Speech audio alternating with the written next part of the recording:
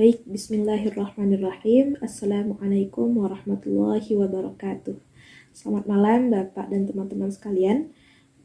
Semoga senantiasa dalam keadaan sehat walafiat, dilindungi dari segala musibah dan penyakit. Amin ya rabbal alamin.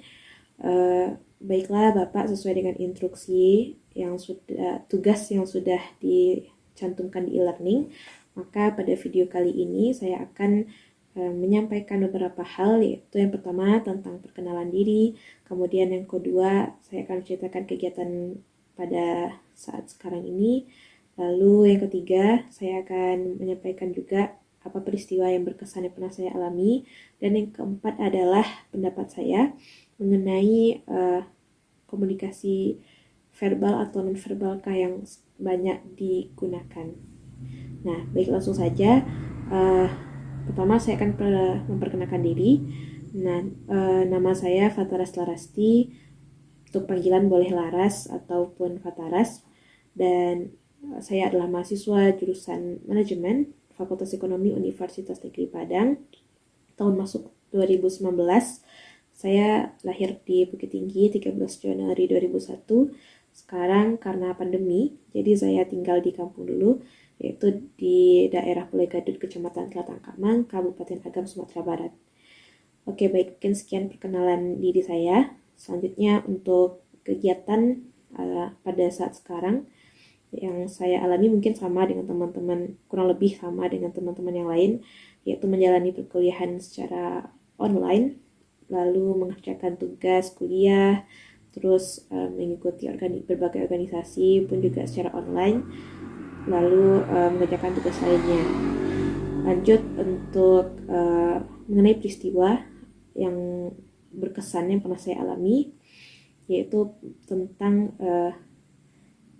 SBMPTN pada tahun 2019 yang pernah saya sesudah SMA. Nah, pengumumannya gitu. Jadi pada saat itu kebetulan adalah hari dimana saya menjemput ijazah ke sekolah, ke SMA, dan teman-teman lain juga ke sana. Lalu bertepatan di hari itu adalah pengumuman SBMPTN atau seleksi bersama masuk perguruan tinggi negeri. Nah, jadi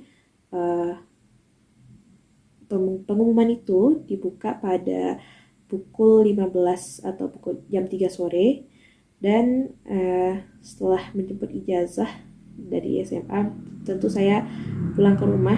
Namun sebelum saya sampai di rumah, waktu sudah menunjukkan jam 15 waktu Indonesia Barat. Nah, jadi tentu orang tua saya di rumah penasaran nih apakah saya lulus atau tidak, kalaupun lulus di mana gitu SBMPTN pada saat itu. Karena saya belum sampai di rumah, maka beliau minta tolong kepada saudari-saudari saya yang untuk mencekkan apakah saya itu lulus SBMPTN atau tidak. Nah, kemudian setelah mereka cek dan ternyata hasil SBMPTN saya itu qadarullah saya tidak lulus. Dan akhirnya walaupun saya itu masih posisinya saya ketahui waktu itu belum sampai di rumah, masih dalam keadaan menunggu ojek online. Jadi setelah itu saya pulang ke rumah, lalu ya kalau kecewa ya, sedih gitu. Tapi akhirnya saya mencoba jalur lain, jalur mandiri seperti SIMA UI, terus IPB, SNMPTN Barat, dan UNP tentunya. Lalu berjalan waktu saya jalani seleksi tersebut, dan ternyata untuk SIMA UI saya tidak lulus, ya, yang IPB seleksi mandirinya juga tidak lulus.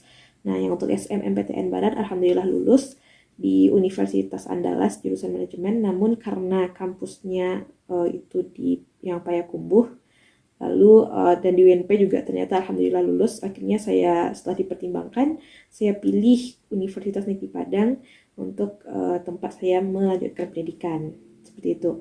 Nah, jadi sebenarnya pada awal-awal, maksudnya saya menerima kenyataan itu, yang saya rasakan ya mungkin kok kayak saya di sini gitu. Maksudnya saya tidak tidak berhasil mencapai keinginan saya yang waktu itu pengennya kuliah di Jawa. Nah, jadi dari hal itu ternyata banyak pelajaran nih yang dapat saya ambil. Contohnya yang pertama itu ketika kita itu mau mencapai sesuatu, misalnya tujuan gitu, maka tetapkanlah tujuan itu dari jauh-jauh hari gitu, agar persiapannya bisa lebih matang untuk meraih tujuan tersebut. Nah, jadi waktu itu kan saya SMA-nya jurusan IPA. Akhirnya memutuskan untuk mau kuliah di jurusan Soshum karena merasa sepertinya nggak sanggup lagi nih di IPA gitu, bertahan di IPA. Lalu saya ikut bimbel, tapi super intensif gitu, cuma berapa pekan ya, entah 6, intinya lebih lah satu bulan atau mungkin sekitaran 1,5 bulan bimbelnya untuk pelajaran soshum dalam rangka mempersiapkan SBMPTN tersebut. Lalu karena persiapan saya yang tidak maksimal, maka ya mungkin itu sebagai salah satu faktor yang membuat saya belum bisa lulus pada waktu itu ke universitas yang ada di Jawa. Kemudian yang kedua, pelajaran yang dapat saya ambil adalah sebenarnya kita kuliah dimanapun itu sama saja. Maksudnya dalam hal kuliah ini yang menentukan kesuksesan kita itu bukanlah PTN semata gitu. Jadi sebenarnya ya diri kita sendiri. Nah, dimanapun kita kuliah, kalau kita tidak bisa membawa diri kita untuk maju, tidak bisa upgrade kemampuan kita, ya kita bakal jalan di tempat gitu. Sedangkan orang lain sudah berpacu untuk bagaimana mencapai kesuksesan. Nah, jadi saya pernah mendapatkan nasihat gitu dari kakak kelas waktu SMA yang sekarang juga kuliah di UNP. Beliau menyampaikan bahwa ya kuliah di Jawa, maksudnya misalnya di Universitas Indonesia, di PB dan lain sebagainya, itu ya belum tentu pasti sukses gitu. Dan kalau kita kuliah di Padang, misalnya di UNP atau di UNAN, itu ya belum tentu gagal juga gitu. Jadi intinya diri kita, lagi-lagi diri kita mau nggak membawa diri ini ke perubahan yang lebih baik gitu, mau nggak bermanfaat untuk lingkungan sekitar gitu. Nah, mungkin itu sih pelajaran yang saya dapatkan dari peristiwa yang berkesan menurut saya gitu. Berkesannya ya karena kakak-kakak saya yang lain itu alhamdulillah lulus BMPTN, cuma saya anak terakhir yang tidak lulus. Jadi ya waktu itu sempat mungkin sedikit tidak menerima dan sebagainya. Nah, ya semoga kedepannya saya bisa lebih baik lagi dalam merencanakan suatu, berusaha semaksimal mungkin untuk mencapainya.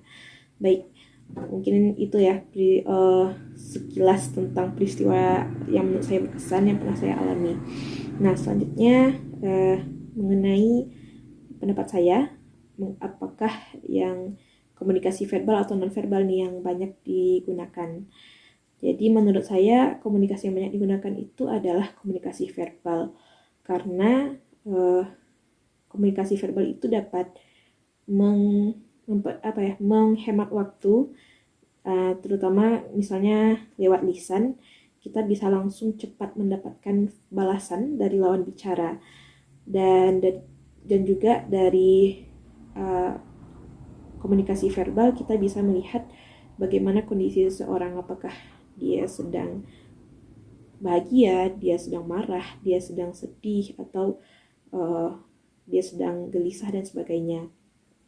Baik, Bapak dan teman-teman sekalian, mungkin sekian video saya pada kesempatan kali ini. Mohon maaf untuk segala kekurangan dan kesalahan. Semoga ada manfaat yang bisa diambil dari video ini. Saya akhiri dengan wassalamualaikum warahmatullahi wabarakatuh.